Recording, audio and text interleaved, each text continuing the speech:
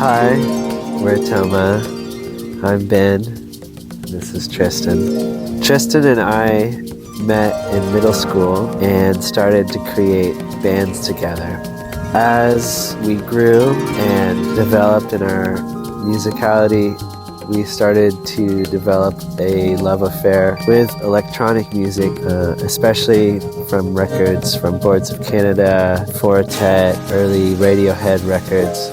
They were all kind of bringing in this interesting way of working with audio. And so we began to explore that using Ableton. We started with, I think, Ableton 6. We started to DJ and we started to sort of develop our practice of recording and working with the computer from a fairly young age. Looking back on it, it's kind of crazy to imagine those tools feel so ubiquitous now, but I think it's kind of a special thing that we started when we were 14 or 15 using kind of these tools of electronic music that have become so widespread. Yeah, the origins of Thoma are really our friendship in high school and this kind of shared love of artists and the intersection of technology and music.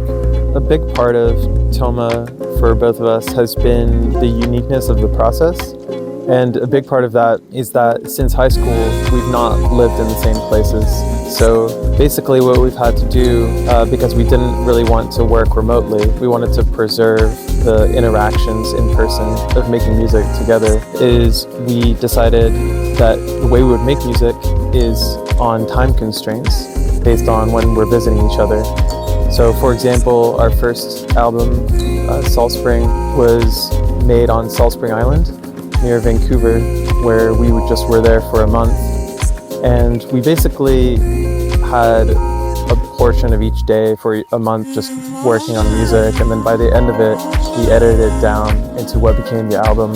What I love about that process, and is really inspiring to me, is that when you're on those kind of time constraints, the self-doubt and the questions and the criticism kind of fall away because you just don't have a lot of time.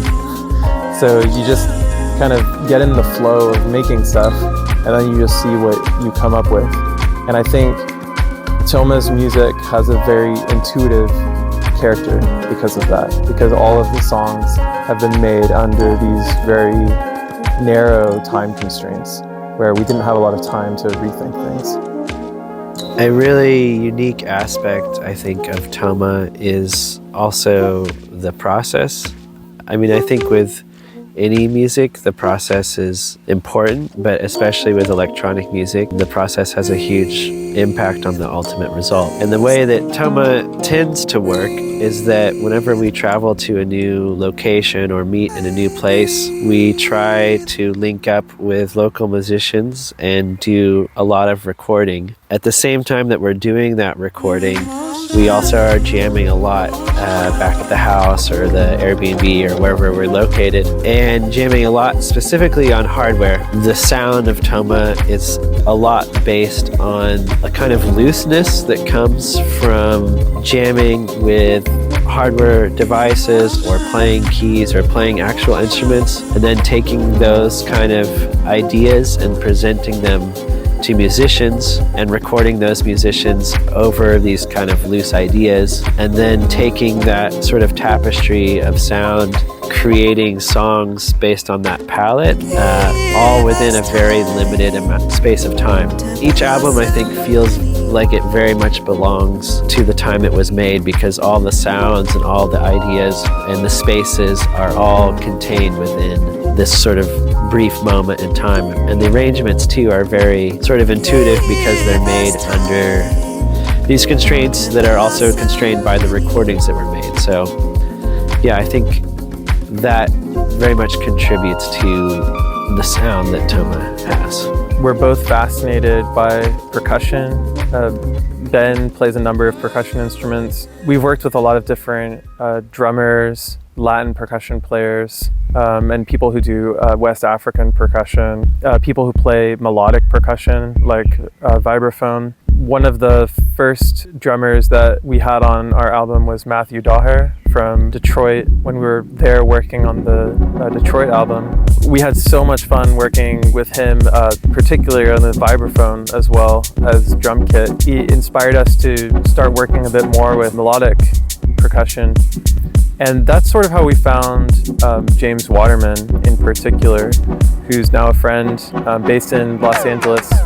And I saw him at a show and I realized that his energy and love of improvising and versatility on different instruments was something that would really vibe with Thoma and our process that we've just talked about. So he's been a huge part of our more recent work, partly because he plays so many instruments and plays them so well. Just the energy with him is amazing because he's the kind of person that is unfazed by our process of, giving him a track where we don't know what we want on it and we don't know what he's going to do on it, and we just go with it. Some people that we worked with are a little confused or bemused by that. Part of working with, what's been so great about working with James is that he loves that, and it creates lots of really beautiful, surprising moments.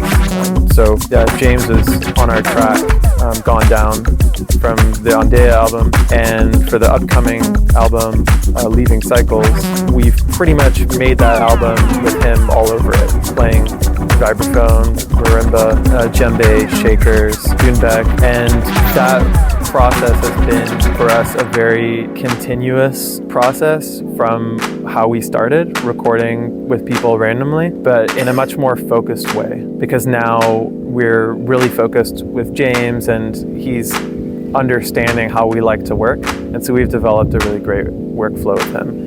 And it's led to tracks that we feel are very sort of surprising and spontaneous to us. And that's part of what keeps the process so engaging and fun.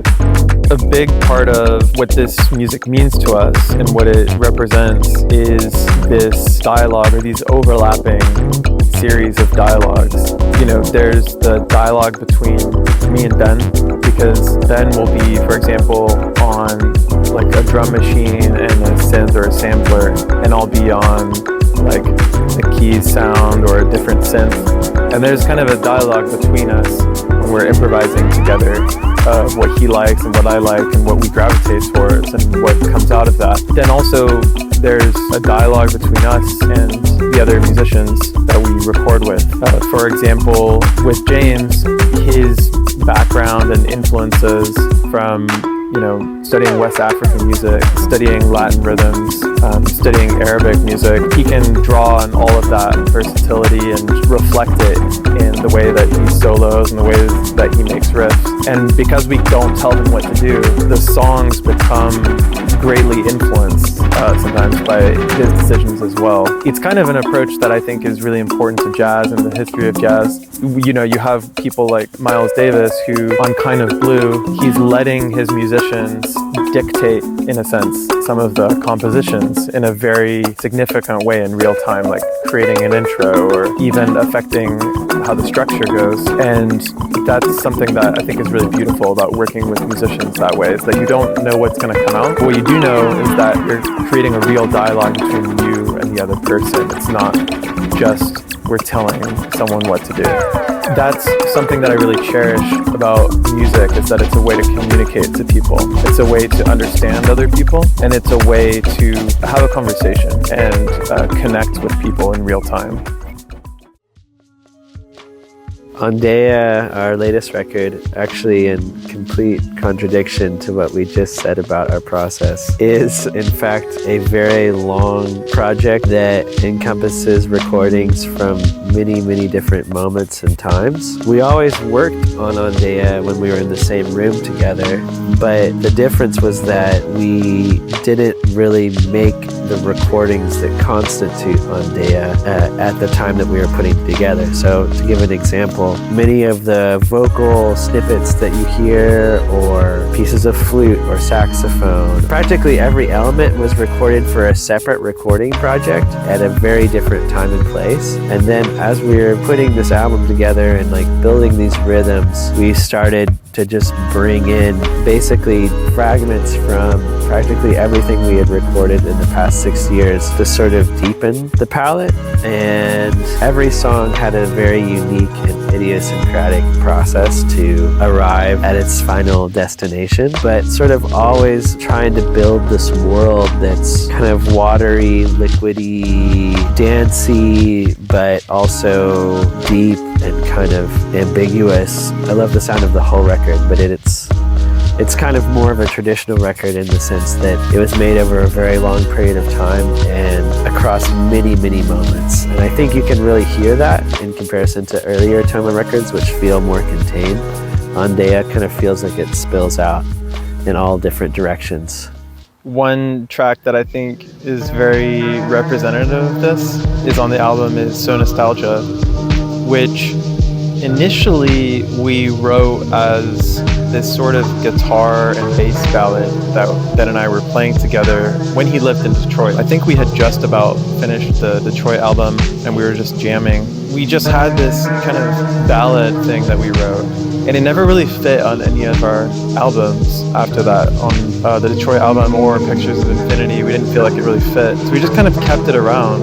At some point, we just went back to it when we were working on new sessions for Andea, and we thought about just putting it to tape. So we recorded it to tape and then slowed it down and then recorded it to tape again and then did that process like 5 more times.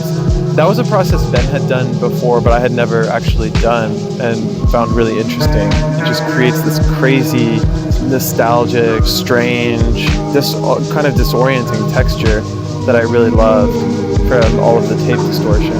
That's the only track on the album that has that process, but we thought it was a perfect ending to the album.